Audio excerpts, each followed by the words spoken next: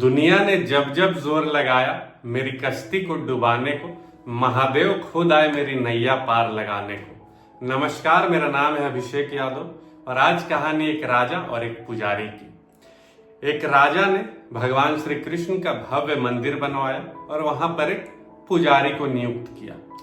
वहां पर एक परंपरा थी कि राजा हर सुबह अपने सेवक को एक माला के साथ मंदिर में भेजता था कि वो भगवान को अर्पित हो जाए माला के रूप में। और उसके बाद राजा जब दर्शन करने को आता था तो पुजारी उस माला को निकालकर राजा को पहना देते थे। यह सालों पुरानी परंपरा रही, लेकिन धीरे धीरे राजा और पुजारी दोनों वृद्ध हो गए। एक दिन राजा के सेवक ने माला तो ले आया, मगर उसने बताया कि राजा साहब की तबीयत आज ठीक नहीं है, इसलिए वे आ नहीं पाएंगे। पुजारी ने सोचा कि सालों से तो ये परंपरा चली आ रही है कि माला जो भगवान से उतरती है वो राजा को मैं पहनाता हूँ, लेकिन आज अच्छा मौका है, भगवान से उतरी हुई माला मैं खुद ही धारण कर लेता हूँ। पुजारी ने ऐसा ही किया, माला उतारी और खुद पहन लिया।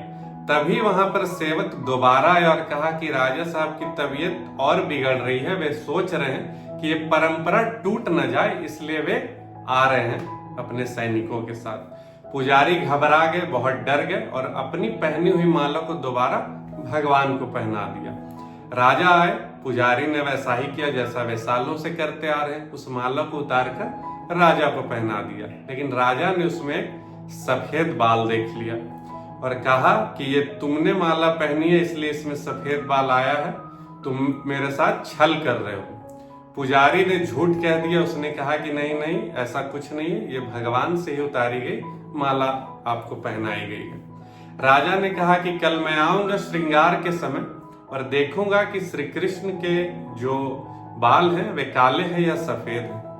पुजारी डर गया, घबरा गया, क्योंकि राजा ने कहा था यदि उनके बाल सफेद नहीं हुए तो तुम्हें मृत्यु दंड दे दूंगा। वे रात भर विनती करते रहे, पुजारी भगवान के सामने रोते रहे, गिड़गिड़ाते रहे, हाथ जोड़ते रहे। और सुबह जब हुई, राजा आए और श्रृंगार के समय ही आए।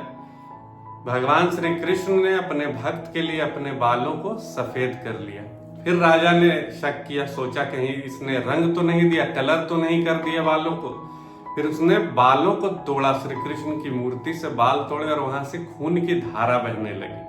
राजा पूरी तरह से घबरा गया और डर गया, पुजारी से पैरों पर गिरकर माफी मांगी कि मुझे माफ कर दीजिए। और श्री कृष्ण की मूरत जो है वो कहने लगी कि तुमने तो मुझे केवल मूर्ति समझा इसलिए मेरे बाल उखाड़ने आ गए, लेकिन इस पुजारी ने मुझ में ईश्वर देखा और मुझसे विनती की, मुझ पर विश्वास जताया कि मैं इसे बचा लूंगा।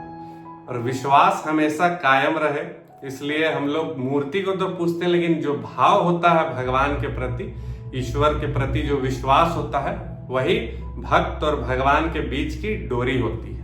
इसलिए हमेशा भगवान पर विश्वास रखें। हर हर महादेव, जय श्री।